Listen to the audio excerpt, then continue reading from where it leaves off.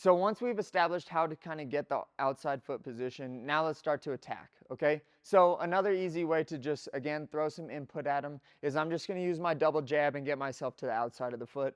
This is used in all of combat sports, Muay Thai, boxing, kickboxing, all of them. When you're fighting in an open stance, I just double jab myself out off to the side. I'm keeping myself safe. If I am hitting them with the double jabs, I'm also scoring at the same time as keeping myself safe, which is about as ideal as it gets, okay?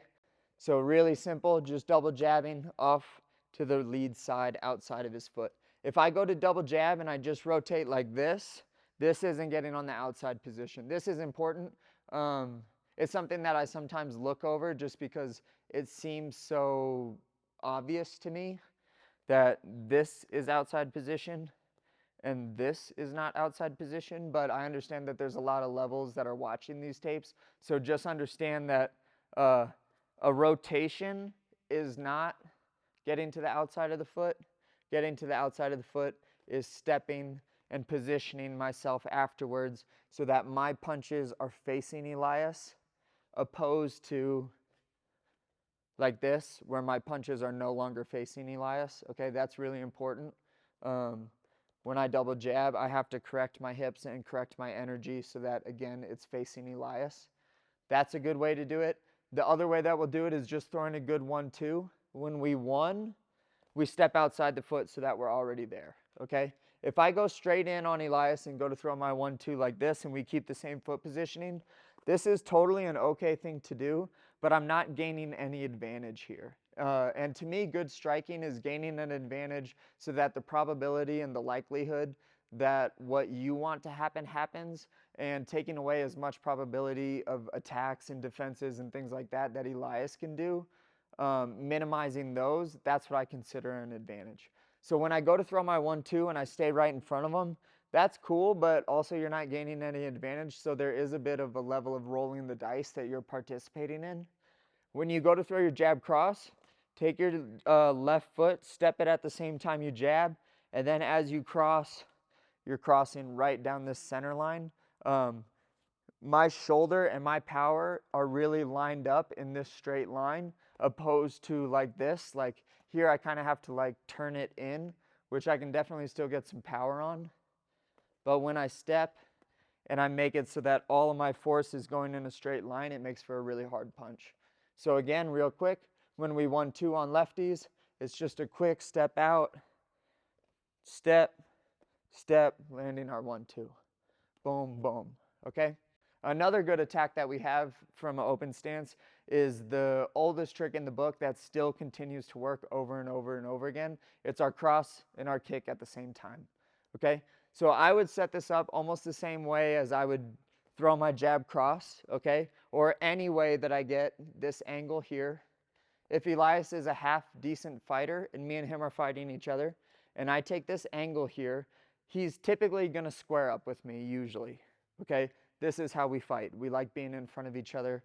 If we're thinking defense, you don't want people getting angles on you.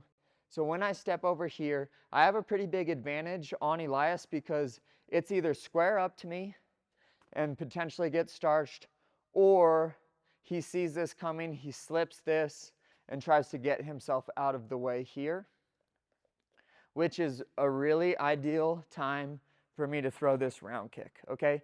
And whether or not his guard is up and whether or not he slips on the outside of his hand, which is like a very common and typical mistake where if you throw your left hand, guys will parry and do this, or they'll like just slip with this hand down like this. This is like a major, major no-no. There's like a number of times that this has been proven to be not a really good idea. But whether or not he moves outside that hand, me launching this kick in a way where Elias is slipping into it, boom, whether it's without a guard or you can even keep your hand up with a guard, really hurts, okay? So the last offensive technique that we'll have from our open stance or open foot position is I get to the outside of here. Regardless of what's happening, he's probably likely thinking that this right hand is coming, so I'm going to throw my right hand and throw my right kick at the same time.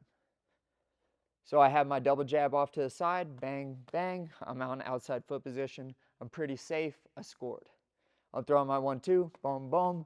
I'm at an advantage because I'm at the outside of his shoulders. I hit my 1-2, I scored, I'm safe, great. Not totally out of the woods, like I said, but more safe than if I were to do it here, okay? Last one, I take an advantage, or I steer him, or I control him and move him, however I do it. I get to the outside, I go to show my cross, he has to respect this, and he gets kicked in the head or in the neck. Good? All right. What's up, guys? Thanks for watching. If you enjoyed the content, please make sure that you like and subscribe below. If you guys want to see more stuff like this, please comment. Let me know what you guys want to see more of, and I can make more of that content. If you found this helpful and you want to learn more, I just dropped my first, I did it again. What is wrong with me? If you found this helpful and you want to learn more, I just dropped my first instructional series. Make sure that you guys hit the link below. Finally, shout out to my sponsor Sheath that made all of this content possible. Peace.